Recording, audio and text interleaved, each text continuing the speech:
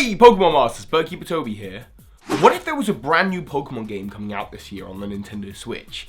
What if, thanks to the hardware's capabilities, the only real limits are your imaginations? And what if Game Freak came to me and said, Toby, how would you like the next Pokemon game to go? Given that we've just had a fantastic year of Pokemon with some of the highest selling Pokemon games ever, not only Sun and Moon, but also Red, Blue and Yellow being the most downloaded virtual console titles, I think I have a pretty good idea of what would make the perfect follow-up Pokemon games for this next upcoming year. And of course there'll be a focus on cool features like Pokemon following you and a bigger Pokemon world, because why not? We have the hardware there available to us with the Nintendo Switch.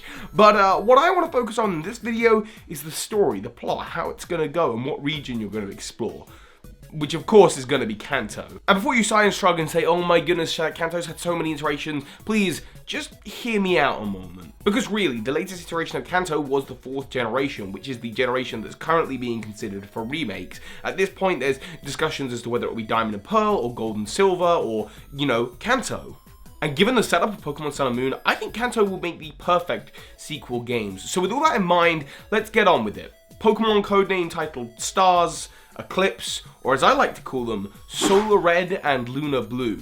So first of all, these games are sequels like Black and White, sequels to both Red and Blue and Sun and Moon, set in Kanto 5 years after the events of Sun and Moon and 15 years after the events of Red and Blue. We already know that Sun and Moon is at least 10 years on thanks to the addition of Red and Blue in those games. And our story starts off a little bit differently this time, not in Pallet Town but in Viridian City, where our parents, or our mum, runs the Pokemart.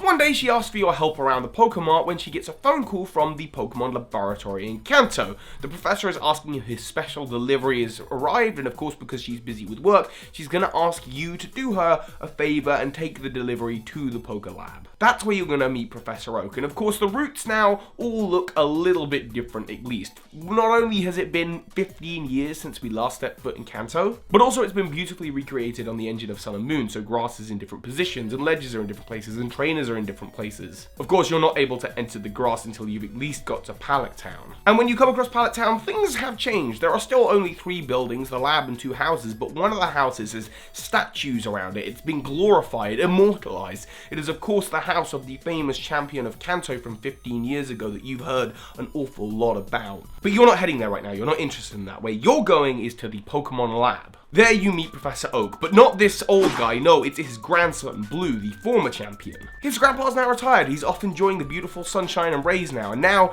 Blue has come back from Alola, where he was recently one of the heads of the battle tree, to look after the lab and become a professor like his grandfather. You give him the delivery and it's the final bit of information he needs to complete his new Pokedex, the new Kanto Dex. See, Kanto's changed a lot in the last 15 years. It's not just the original 151 Pokemon living there anymore.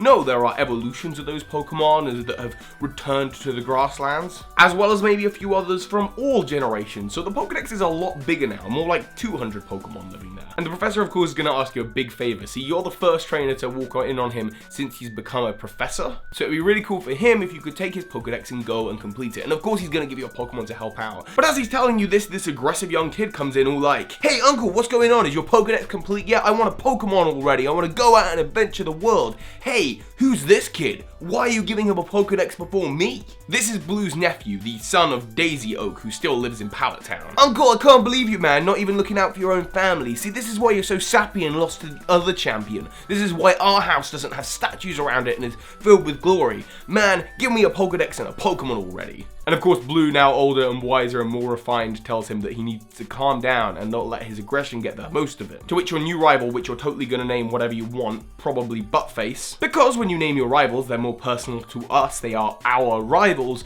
you are going to battle Buttface, and after giving him hopefully the whooping that he needs to calm down, he vows that he's gonna become the most powerful Pokemon trainer and won't just become some washed up old has-been like his uncle. And that mentality and attitude will give old school Pokemon players the fan service that they need, as well as giving players who started in Pokemon Sun and Moon some well-needed contrast from Hau.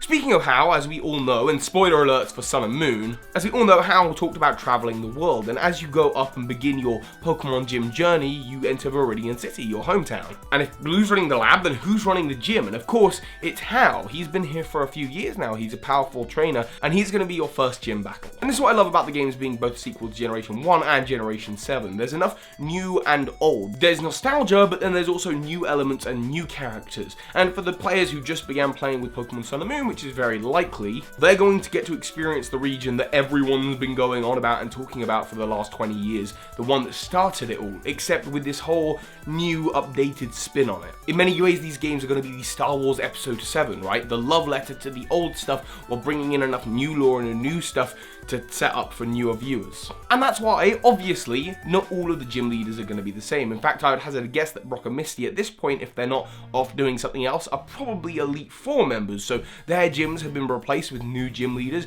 Maybe some of them are the same, like Erica, for example, or Lieutenant Surge. Koga in Heart Gold and Soul Silver was already replaced by Janine, so she can make a reappearance. Perhaps the Fighting Dojo has won back the gym in Saffron City, and now where was the Fighting Dojo is just this meditation chamber where Sabrina works. And Blaine, well, 15 years after being a very old guy, is probably a very dead guy. Sorry. But this all leads to a whole bunch of new opportunities. As you go around from town to town, you can see the things that have changed and the things that have stayed the same. Perhaps Pokemarts and Pokecenters are now merged into one. Maybe clothing shops exist where those old Pokemon marts were. And almost definitely Poke Ride has become a standard thing in Kanto, and there are still no HMs. There was one other character that we know left for Kanto at the end of Sun and Moon, Lily and her mum, Luzamine.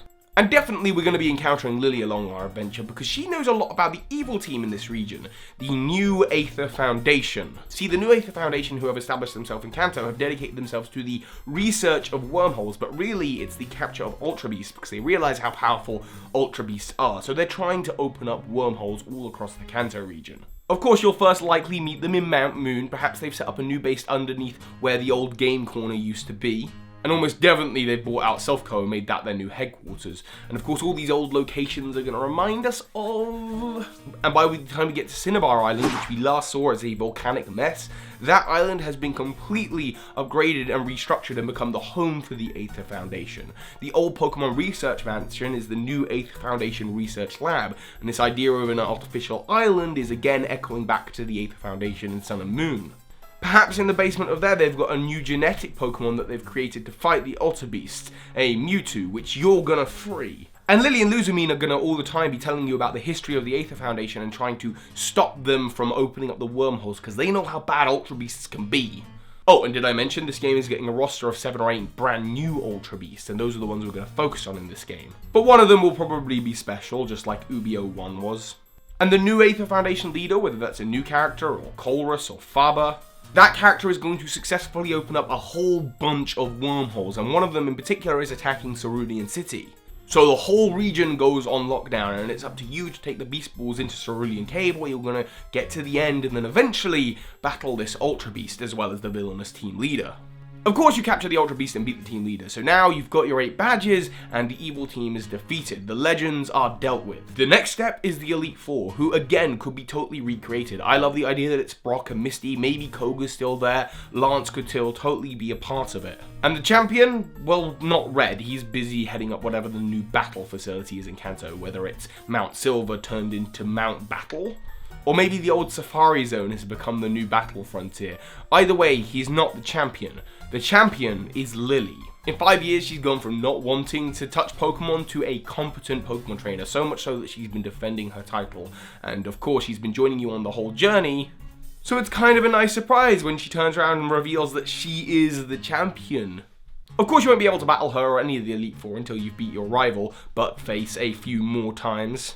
All across the game, he'll be competing with you to try and take down the Aether Foundation or catch the strongest Pokemon. Even when you beat him before the Elite Four, he'll say that this isn't it. This is not the end for him. He's gonna go and take on new trials. So anyway, you beat the champion Lily, and let's say for the sake of argument, Johto is closed off for some reason. We can invent one. Maybe it's because Ultra Beasts are still rogue, or maybe it's because of the construction of this Mount Battle. Either way, the road to Johto is closed off. You're not accessing it this game, but don't worry, we have a massive post-game.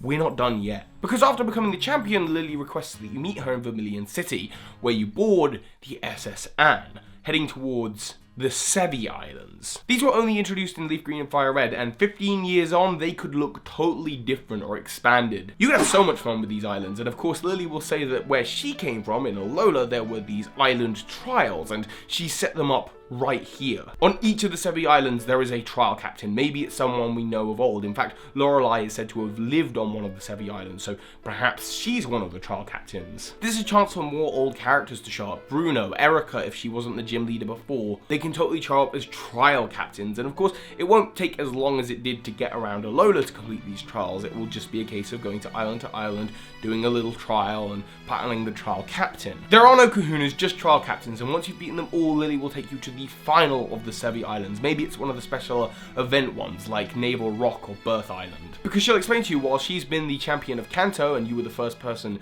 to beat her, there is another champion who she's really good friends with, the reigning champion of Alola. And this is who you're going to meet for your final challenge. Depending on whether you've chosen the gender of boy or girl, it will be the boy or girl character model. Or better yet, through some kind of QR code feature, you could scan your copy of Sun and Moon into the new versions. And then this final challenge could be dressed the exact same way that you're dressed in Alola and have the exact same team you had when you first entered the Hall of Fame. Or of course, if you don't choose to do any of that stuff, they'll have a default team of, say, the Alolan starters, maybe Snorlax because of the event one, Solgaleo or Lunala, and maybe the other Silvally. But like I say, if there's some way to integrate your old account from Sun and Moon into the newer games, then you could be battling against the literal team that you used to first beat the Hall of Fame. And this is why Pokemon Gold and Silver are considered some of the best sequels of all times, because the final challenge when you get to the end of the game is yourself.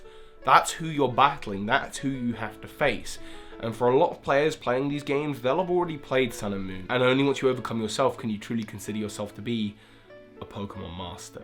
But that's just my thoughts and ramblings on what I think the perfect Pokemon sequel would be. You're going to have to let me know what you think would make a perfect Pokemon sequel, the next game, what you'd love to see, of course, in the comments, and what you think of this. And also if you like this kind of video. So hi, Pokemon Masters. A special thank you to my patrons of the month, especially my big patrons of the month, John D. Gottlich and Victor Cassido. Thank you. This is Ash Ketchum. You just watched a video by Bidkeepertoby. That makes you a Pokemon Master.